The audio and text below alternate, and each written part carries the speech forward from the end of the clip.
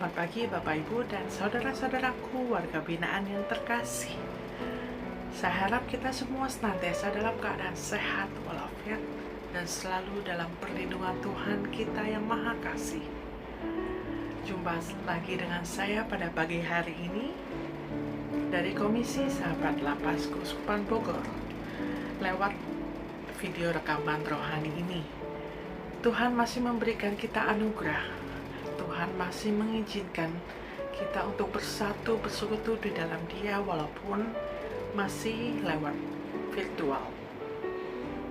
Tuhan memberikan kita kesempatan untuk menghirup udara segar di pagi hari yang indah ini karena Tuhan begitu mengasihi kita. Mari saya mau ajak Bapak Ibu dan saudara-saudaraku yang terkasih untuk bersyukur atas kasih anugerah Tuhan bagi setiap kita, karena di dalam Tuhan, di dalam Dia ada sukacita dan cinta. Kita naikkan pujian ini, bertemu dalam kasih-Nya.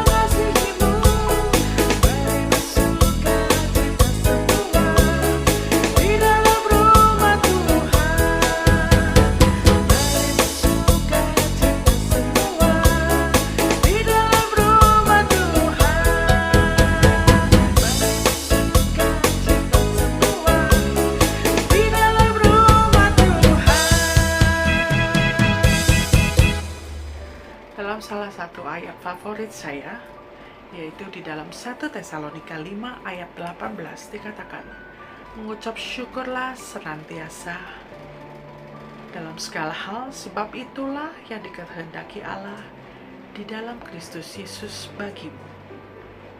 Semua hal yang kita dapatkan, semua hal yang kita alami, baik itu hal besar ataupun kecil, semua itu merupakan karunia yang kita dapat dari campur tangan Tuhan dalam kehidupan kita.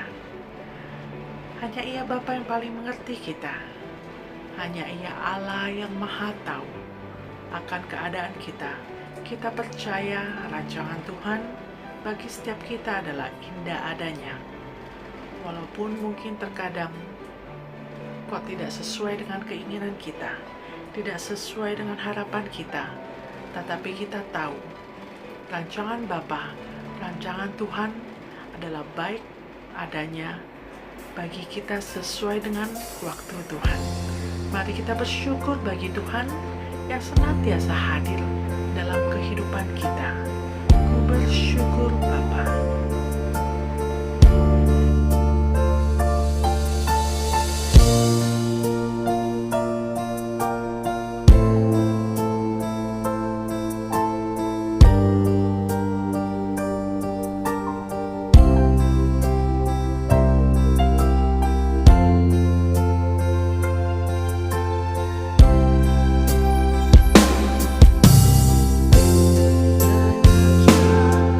Kau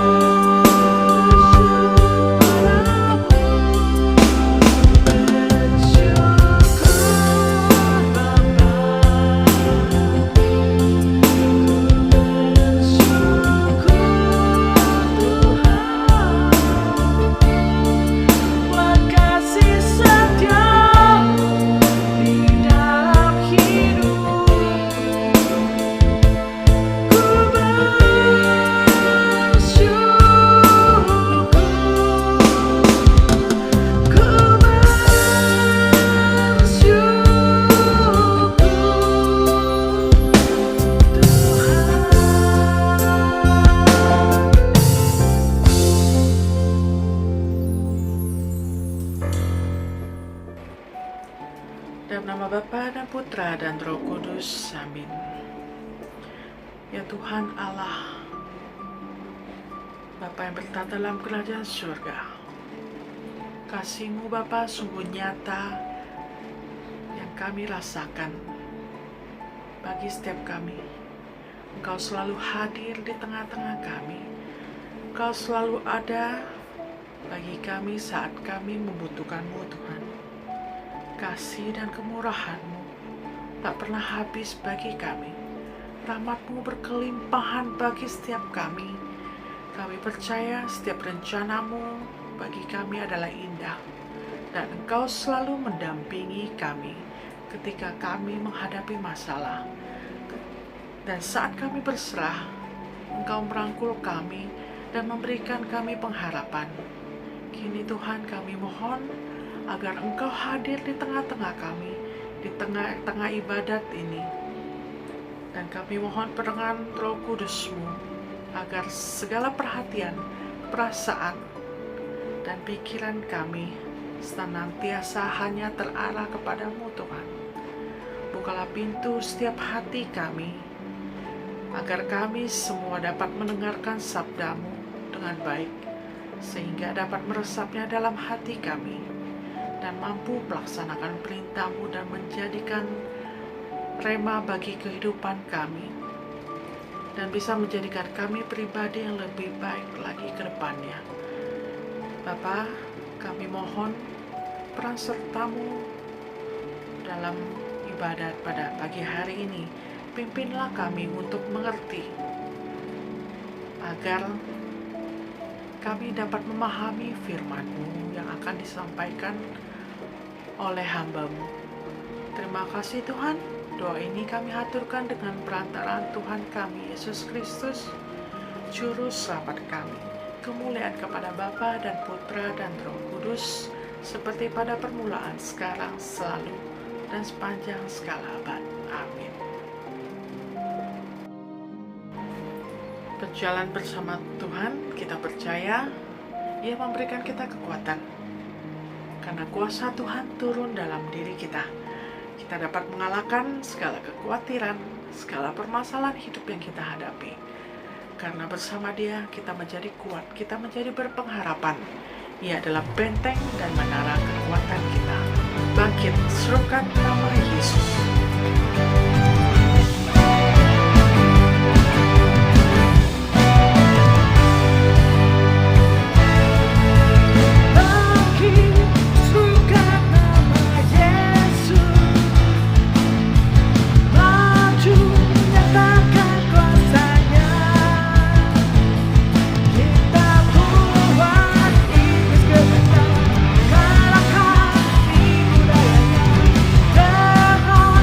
Kuasa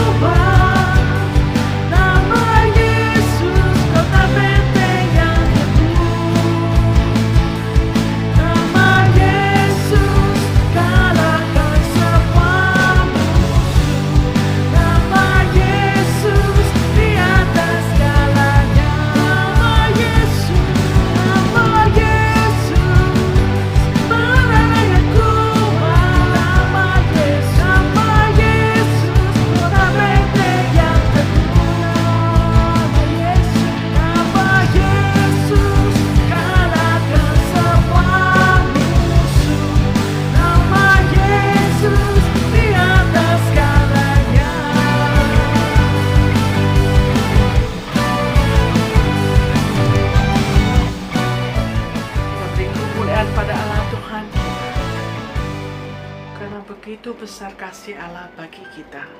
Ia rela mengorbankan anaknya yang tunggal untuk menghapus dosa-dosa kita. Mari kita mau bersorak dan bernyanyi bagi kebangkitan Tuhan kita, Allah yang Maha Dahsyat, Allah bangkit.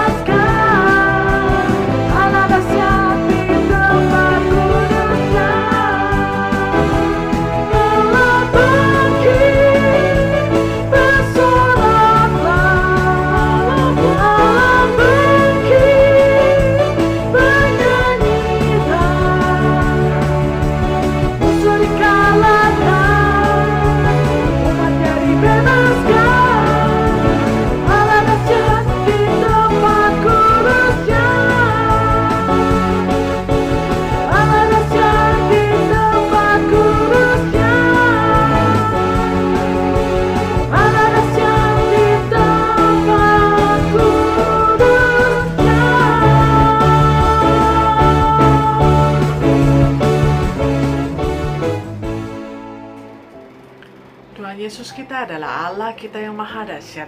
Hanya Ia Allah satu-satunya yang layak kita puji, yang layak kita sembah karena kebesaran dan kekudusannya. Biarlah segala penjuru bumi hanya memuliakan namanya, karena Ia adalah Raja dari segala raja. Kita mau jadikan lagu ini, pujian ini sebagai doa kita. Layak dipuji, disembah.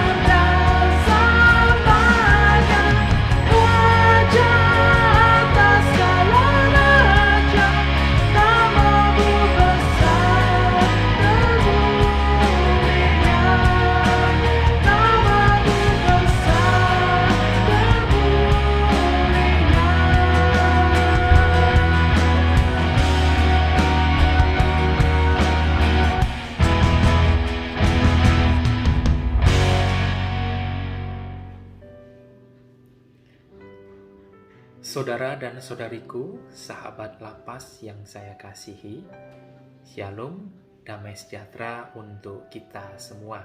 Perkenalkan, nama saya Romo Robertus Ari Priyanto. Saya berasal dari Lampung dan saat ini saya bertugas di Paroki Santo Markus Depok 2 Timur sebagai pastor vikaris. Ini adalah bulan ke-6 saya bertugas di Paroki Santo Markus. Sebelumnya, saya bertugas di Paroki Keluarga Kudus Cibinong selama kurang lebih 3 tahun. Selain tugas pastoral itu juga, saya dipercayakan oleh Bapak Uskup untuk menjadi Kepala Perwakilan Sekolah Marti Yuwana Depok. Kehadiran saya di sini sebagai wakil dari Yayasan Pusat di Sukabumi sebagai salah satu lembaga pendidikan milik Kuskupan Bogor. Untuk pengalaman pastoral saya sudah menjadi imam tahun 2022 ini. Bulan Juni nanti saya akan berusia ke-9 tahun tabisan presbiterat. Maka perjumpaan saya juga dengan saudara-saudariku sahabat lapas adalah sesuatu yang sangat dirindukan. Kalau boleh cerita, dulu ketika sebelum pandemi, saya sempat beberapa kali memberikan pelayanan sakramen di lapas Pondok Rajek dan juga beberapa atau bahkan 2-3 tempat lapas. Saya bersyukur bahwa saya masih bisa memberikan pelayanan dan itu juga merupakan doa dari kita semua. Saudara dan saudariku yang terkasih, dalam ranah yang umum, setiap orang, setiap pribadi pasti mendambakan apa yang dinamakan dengan rasa damai. Tentu kita sangat akrab dengan istilah damai, karena Kristus pun juga sudah memberikan damai itu kepada kita semua. Damai adalah salah satu kata yang bernuansa sangat positif. Maka damai ini menjadi harapan, menjadi impian, menjadi tujuan orang ketika merasakan hidupnya di dunia. Dan hampir pasti tidak ada orang yang menolak, yang menjauhi rasa damai. Sebaliknya, banyak orang akan mengusahakan, akan mencari rasa damai bagaimanapun juga caranya.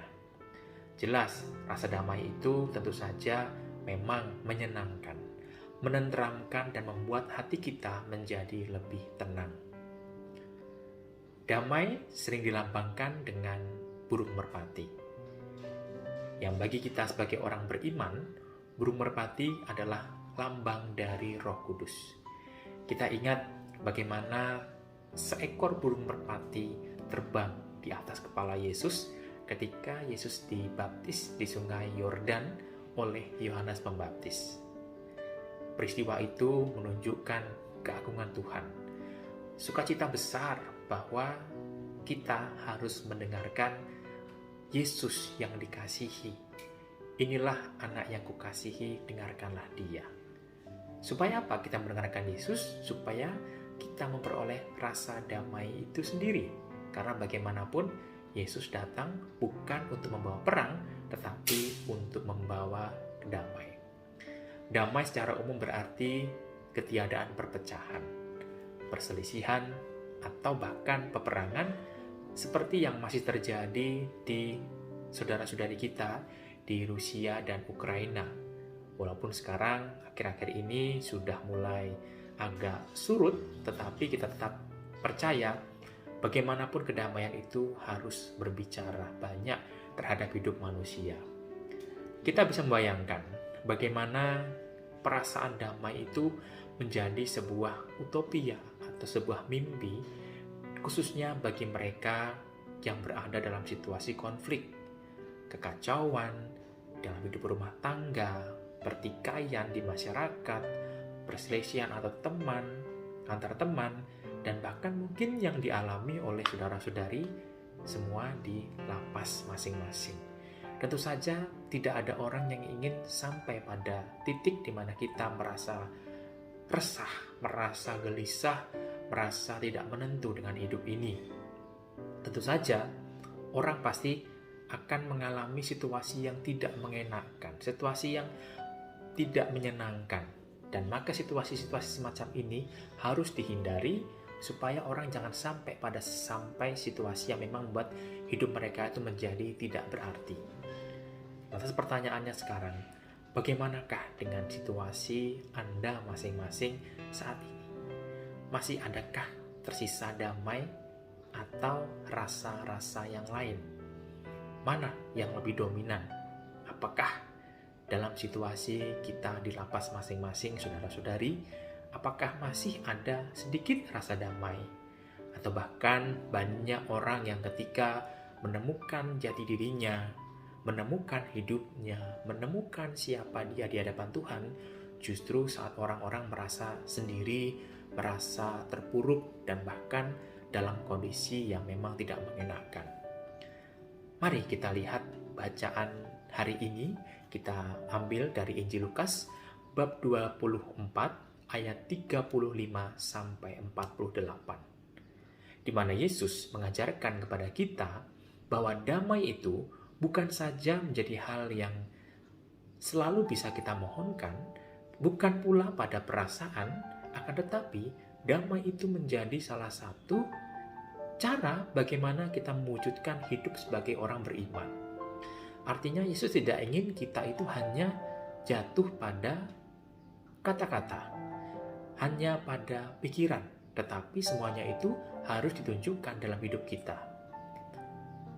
Akan tetapi dalam situasi pada waktu itu, dalam situasi konteks di Lukas 24 ayat 35 sampai 48, kita melihat bagaimana para murid itu masih dalam kondisi ketakutan.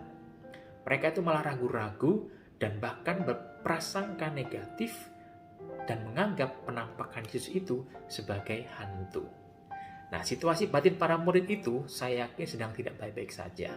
Ya, kita bisa bayangkan bagaimana ketika mereka selama hidup bersama dengan Yesus, mereka nyaman, mereka bisa berdoa bersama, melihat Yesus berkarya, berpastoral, tetapi hidup mereka itu mereka curahkan di situ dan ternyata Yesus itu harus mati. Apa yang mereka bayangkan, itu pula lah yang kita bayangkan. Apa yang mereka rasakan, itu pula lah yang kita rasakan.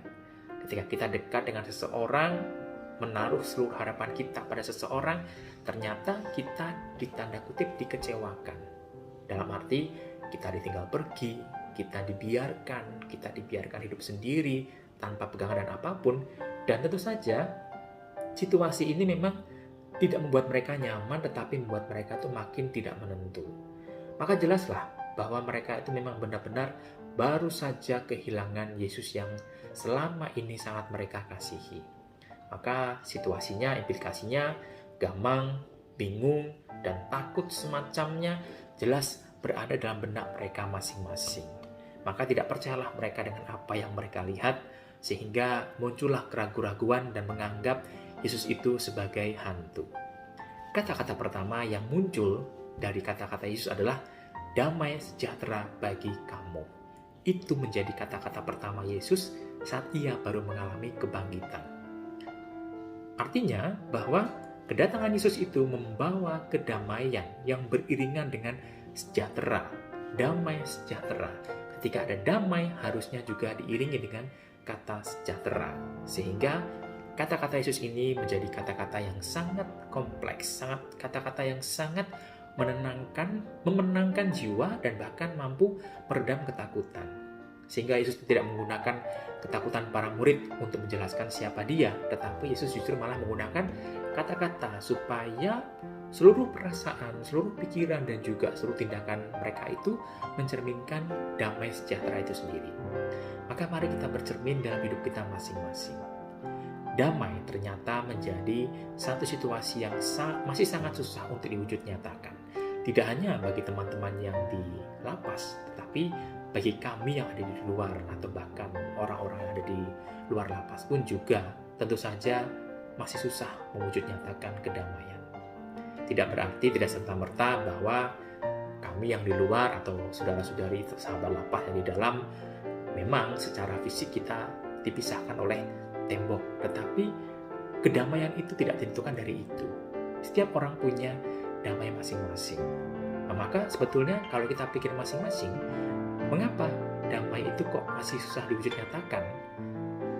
Pertama-tama yang menjadi alasan adalah karena manusia itu cenderung selalu berprasangka negatif atas apapun.